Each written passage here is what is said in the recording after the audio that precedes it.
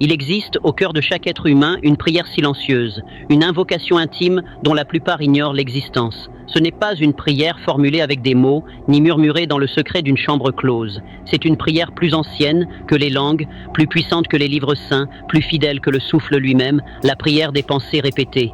Car ce que vous répétez chaque jour à votre esprit devient la substance même de votre réalité.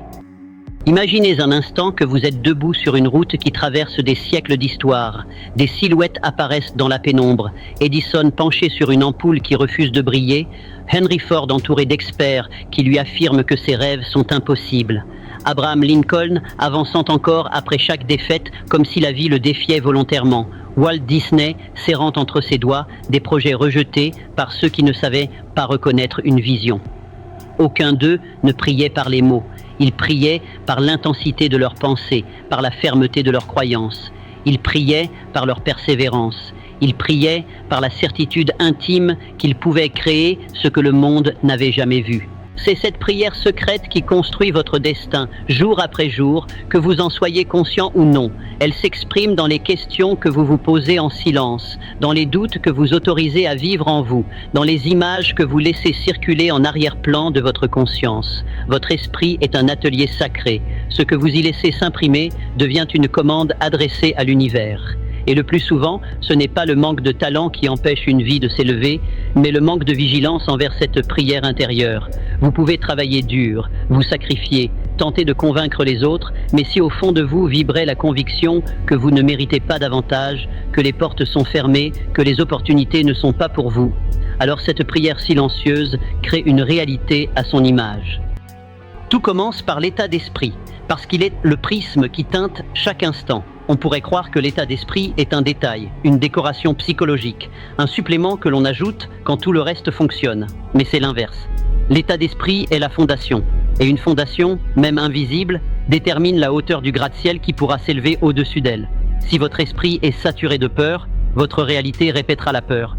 Si votre esprit est rempli d'espoir, votre réalité sera attirée vers tout ce qui nourrit cet espoir. Si votre esprit est clair, vos décisions le seront aussi. Si votre esprit est confus, la vie vous renverra cette confusion sous forme d'obstacles, de pertes de temps, de détours interminables. Napoleon Hill l'avait compris avant que la science moderne ne confirme ce mécanisme. Il l'avait observé chez les hommes les plus accomplis de son époque, une conviction intérieure si forte qu'elle devenait un champ magnétique. Certains appelaient cela la foi, d'autres la volonté, d'autres encore l'esprit créatif. Mais tous la pratiquaient, volontairement ou non. Cette prière secrète n'a rien de mystique au sens traditionnel du terme. C'est un acte intérieur qui transforme la manière dont vous regardez le monde et donc la manière dont le monde répond à votre regard.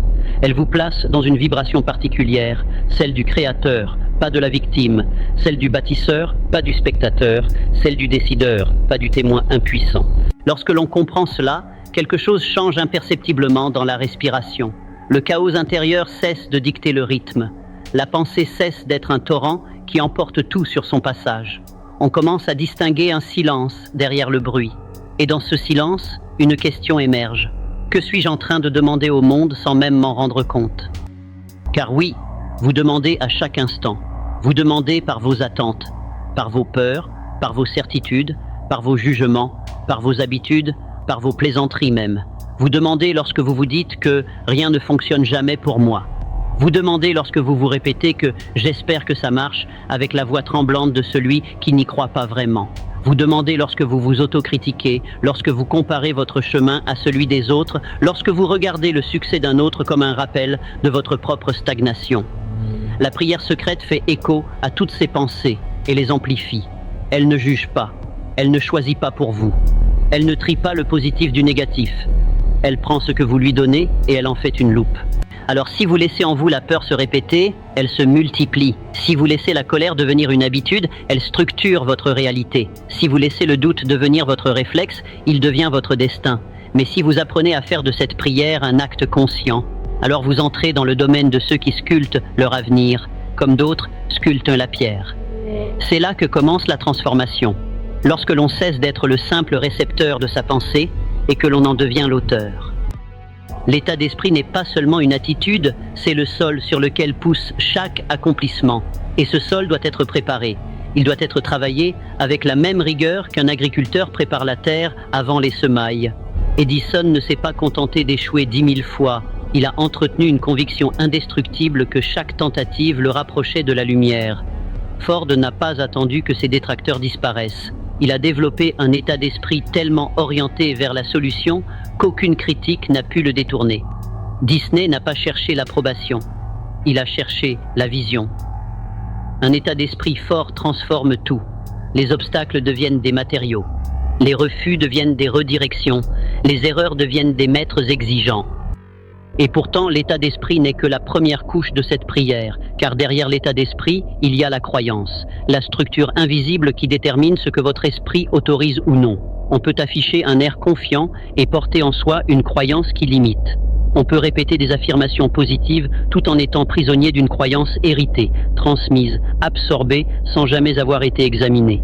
La croyance est un contrat silencieux que vous signez avec vous-même. Et tant que vous ne le renégociez pas, il gouverne votre vie. Mais ce contrat peut être réécrit. Et c'est là que la prière secrète prend toute son ampleur, lorsque la croyance cesse d'être une répétition du passé et devient un choix conscient tourné vers l'avenir. Pour réécrire une croyance, il faut d'abord la voir. Et pour la voir, il faut de la clarté. La clarté est l'une des forces les plus sous-estimées de l'esprit humain. Elle ne fait pas de bruit, n'exige pas de reconnaissance, ne cherche pas les applaudissements. Pourtant, elle agit comme un phare dans la nuit. Elle oriente chaque pas, chaque décision, chaque réaction, même lorsque l'on avance au milieu du chaos. La plupart des gens pensent manquer de temps, manquer de chance, manquer de ressources, alors qu'en réalité, il manque surtout de clarté. Sans clarté, l'esprit devient comme une pièce mal éclairée. Tout y est présent, mais rien n'y est accessible. Ce que vous ne définissez pas clairement, vous ne le créerez jamais pleinement. La clarté n'est pas un luxe, elle est la condition de tout destin. Elle transforme la pensée en direction et la direction en mouvement. Lorsque vous devenez clair, l'univers semble se réorganiser autour de votre intention. Non pas parce que le monde change soudainement, mais parce que votre regard cesse d'être flou. Et un regard précis finit toujours par ouvrir une voie là où il n'y avait auparavant qu'un mur. Les grands esprits de l'histoire n'étaient pas seulement visionnaires, ils étaient d'une clarté presque militante. Ils savaient ce qu'ils voulaient créer avant même de savoir comment y parvenir. Edison voyait la lumière avant d'avoir l'ampoule, Ford voyait la voiture avant d'avoir la chaîne de production. Disney voyait des royaumes entiers alors qu'il n'avait qu'un crayon et une feuille blanche. La clarté précède la preuve, elle précède la possibilité, elle précède même la logique. Et c'est précisément pour cela qu'elle effraie, parce qu'elle vous place face à une responsabilité immense. Lorsque vous êtes clair, vous ne pouvez plus vous cacher derrière l'excuse de l'incertitude. Lorsque vous êtes clair, vous voyez ce qui doit être fait, et lorsque vous voyez ce qui doit être fait, vous devez choisir, avancer ou renoncer. La plupart préfèrent de rester dans le flou parce que le flou est confortable. Il permet de désirer sans agir. Il permet d'espérer sans changer. Il permet de rêver sans s'engager. Il permet de dire un jour sans jamais se confronter à maintenant. Mais la prière secrète, elle, n'écoute pas les intentions vagues. Elle n'écoute que ce qui se répète avec conviction. Les pensées floues créent des réalités floues. Les pensées précises créent des réalités précises. Lorsque la clarté devient un choix conscient, quelque chose s'aligne intérieurement. Les doutes perdent leur pouvoir. Les distractions perdent leur charme. Les comparaisons perdent leur sens. C'est comme si l'on se tenait enfin face à un miroir qui ne déforme rien. Et ce miroir ne ment pas. Il montre ce qu'il manque, mais aussi ce qui existe déjà en vous et que vous n'avez jamais pleinement utilisé. La clarté conduit naturellement vers la vision. Et la vision n'est rien d'autre qu'une clarté projetée dans le futur. Elle est la forme la plus pure d'imagination disciplinée. Une vision n'est pas un rêve vague, c'est une image intérieure, cohérente, solide, presque tactile, que vous portez en vous comme une boussole. Une véritable vision vous hante légèrement, comme un souvenir d'un avenir que vous n'avez pas encore vécu. Elle vous parle dans le silence, vous appelle dans les moments où vous êtes tenté d'abandonner. Elle vous rappelle que vous êtes conçu pour quelque chose de plus grand que la sécurité, plus grand que la routine, plus grand que l'opinion que les autres ont de vous. Mais la vision, aussi puissante soit-elle, ne se suffit pas à elle-même. Elle doit être embrasée par le but, ce feu intérieur qui transforme la possibilité en nécessité. Le but est la force qui vous fait vous lever lorsque personne ne vous attend. C'est l'énergie qui vous pousse à faire un pas de plus quand votre corps dit non, quand votre entourage ne comprend pas, quand le monde semble se refermer. Le but rend chaque sacrifice acceptable, chaque défi supportable, chaque échec éducatif. Lorsque le but est clair, la discipline devient naturelle. On croit parfois que la discipline est une force brute, une lutte contre soi-même, une guerre quotidienne contre la paresse ou la procrastination. Mais ce n'est vrai que lorsque le but est faible ou flou. La discipline n'est pas un combat, c'est un alignement. C'est le moment où vos actions cessent d'être un effort et deviennent une extension logique de votre intention profonde. Les plus grands accomplissements de l'histoire ne proviennent pas d'une discipline forcée, mais d'une discipline inspirée. Celle qui naît lorsque le but est si clair qu'il devient un devoir envers soi-même. Alors quelque chose d'extraordinaire se produit. L'action ne ressemble plus à une corvée. Elle devient une forme de prière en mouvement. Elle canalise votre énergie, votre esprit, votre concentration. Elle crée des résultats, certes, mais surtout, elle façonne le caractère. Et le caractère, lui, devient le véritable moteur de votre réalité. Lorsque vous agissez avec discipline, votre prière secrète cesse d'être passive. Elle devient active. Vous ne demandez plus seulement à l'univers. Vous montrez à l'univers ce que vous êtes prêt à accomplir pour accueillir ce que vous désirez. Chaque action, même minuscule, devient une déclaration silencieuse. Je suis prêt, je suis sérieux, je suis engagé. Et l'univers répond toujours à celui qui agit comme si sa vision était déjà en marche. Mais pour que cette prière intérieure déploie toute sa puissance, il manque encore une dimension essentielle, une dimension que la plupart oublient, une dimension que les sages ont toujours placée au cœur de toute transformation. Cette dimension, c'est la gratitude. La gratitude est l'un des paradoxes les plus fascinants du pouvoir intérieur. Elle ne dépend de rien, mais elle transforme tout. Elle est gratuite, mais elle ouvre des portes que l'effort seul ne parvient pas à débloquer. Elle est silencieuse, mais elle résonne dans l'univers avec une force que la logique humaine ne parvient pas à mesurer. La gratitude n'est pas un simple « merci ». Ce n'est pas une formule de politesse, ni une pensée positive un peu naïve que l'on répète pour se rassurer. La gratitude est une fréquence, une énergie, un réajustement intérieur qui modifie la manière dont vous percevez le monde et qui, en retour, modifie la manière dont le monde réagit à vous. Vous avez peut-être déjà remarqué que les personnes les plus résilientes ne sont pas forcément celles qui ont eu les parcours les plus faciles. Souvent, ce sont celles qui ont su trouver, au milieu des tempêtes, un point d'ancrage conscient, une raison de continuer, une lumière minuscule mais indestructible. Ce point, c'est la gratitude. La gratitude vous affine, elle vous rend plus attentif, plus réceptif, plus lucide. Elle vous empêche de vous laisser submerger par ce qui manque et vous invite à voir ce qui est déjà présent. Pas pour vous endormir, mais pour vous renforcer. Parce que l'esprit qui ne voit que ce qui manque finit par fonctionner dans le manque. Il attire le manque, il crée le manque. Mais l'esprit qui sait reconnaître ce qu'il possède développe un sentiment de puissance intérieure, une confiance qui ne dépend pas du résultat, mais de l'existence même du chemin. Les grands de ce monde ont tous, sous une forme ou une autre, pratiqué cette gratitude consciente.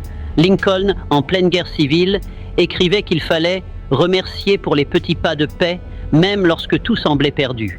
Edison, après l'incendie qui détruisit son usine, déclara qu'il était reconnaissant que les erreurs du passé aient été brûlées avec les murs, lui laissant un terrain frais pour reconstruire. Ces hommes ne remerciaient pas pour la douleur, ils remerciaient pour la capacité de traverser la douleur.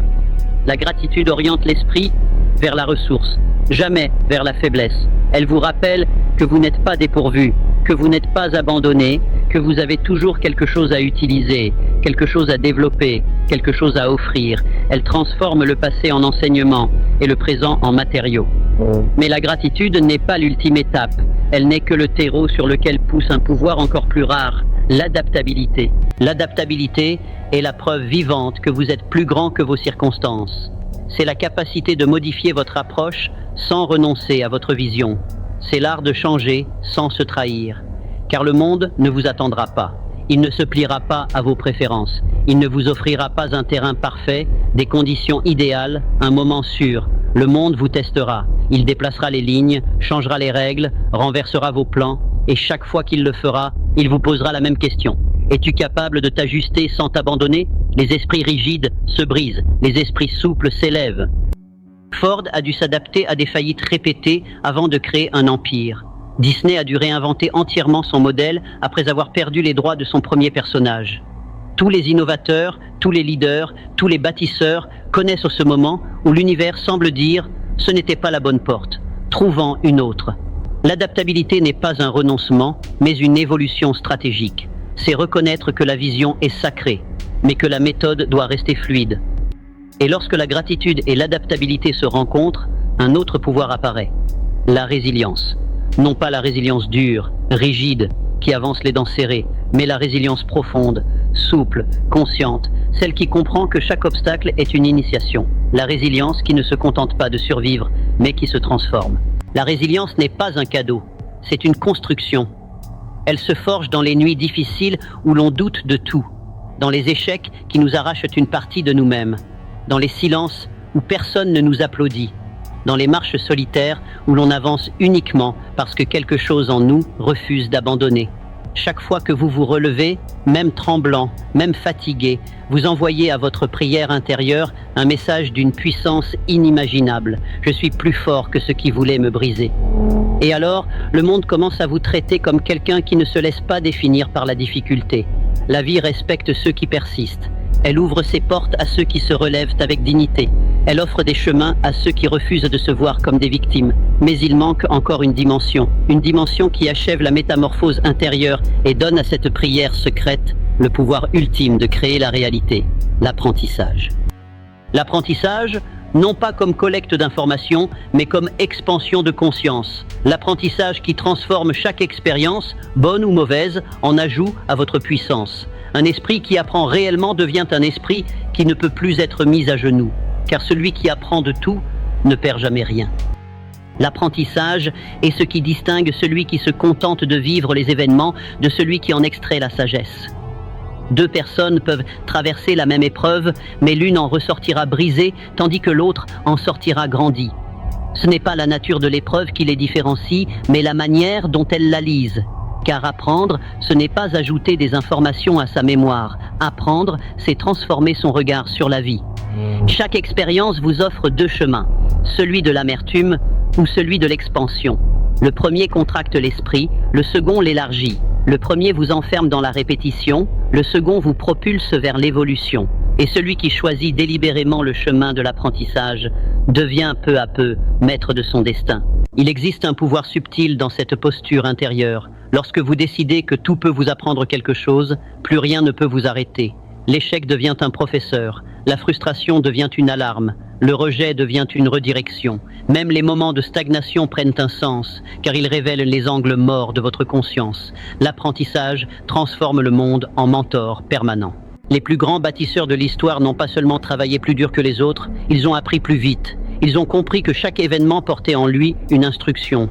Ils savaient que la seule véritable défaite était de traverser la vie sans en saisir le message.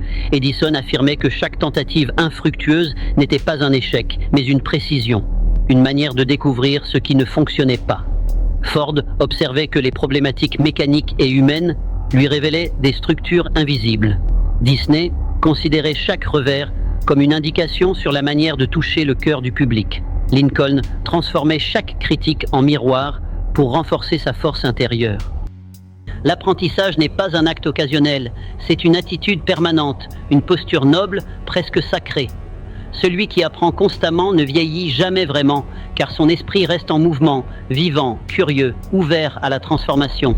Et cette souplesse mentale développe une autre compétence essentielle, la capacité de percevoir des chemins là où d'autres ne voient que des impasses. Cela crée alors un cercle vertueux. Plus vous apprenez, plus vous vous adaptez. Plus vous vous adaptez, plus vous résistez. Plus vous résistez, plus vous devenez confiant. Plus vous devenez confiant, plus votre prière intérieure se renforce. Et cette prière se met à vibrer avec une puissance nouvelle, presque palpable, comme si votre être entier devenait un aimant à opportunité. Mais l'apprentissage véritable demande quelque chose que beaucoup évitent, l'humilité. Non pas une humilité qui s'excuse, se diminue ou se fait petite. Une humilité qui reconnaît simplement que, même au sommet, il y a toujours un niveau supérieur. Une humilité qui comprend qu'il n'existe pas de point final dans la maîtrise de soi. Une humilité qui permet de recevoir sans se fermer, qui permet de grandir sans craindre de perdre son identité. Cette humilité consciente est le secret des esprits véritablement puissants, car elle leur permet de regarder leurs erreurs sans se juger, leurs limites sans se condamner, leurs rêves sans se censurer. Elle leur permet de se réinventer à chaque étape, d'ouvrir des portes que d'autres ne savent même pas voir. Et c'est cet apprentissage humble et constant qui mène vers un autre territoire intérieur, un territoire que peu explorent réellement, la maîtrise de soi.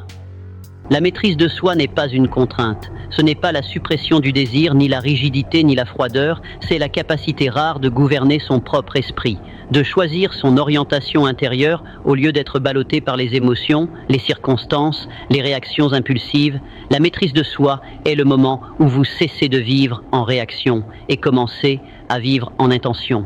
Votre esprit, lorsqu'il est livré à lui-même, se laisse distraire par la moindre pensée, la moindre peur, la moindre tentation. Mais un esprit maîtrisé devient un outil précis, capable de s'aligner sur une vision sans s'en écarter. Il devient une force stable, un centre de gravité. Ceux qui possèdent cette maîtrise n'ont pas besoin de convaincre. Leur présence seule témoigne de leur puissance.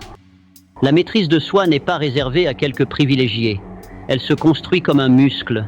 Chaque fois que vous choisissez la patience plutôt que la précipitation, vous la renforcez. Chaque fois que vous choisissez la constance plutôt que le doute, vous la renforcez. Chaque fois que vous choisissez vos pensées plutôt que de les subir, vous la renforcez.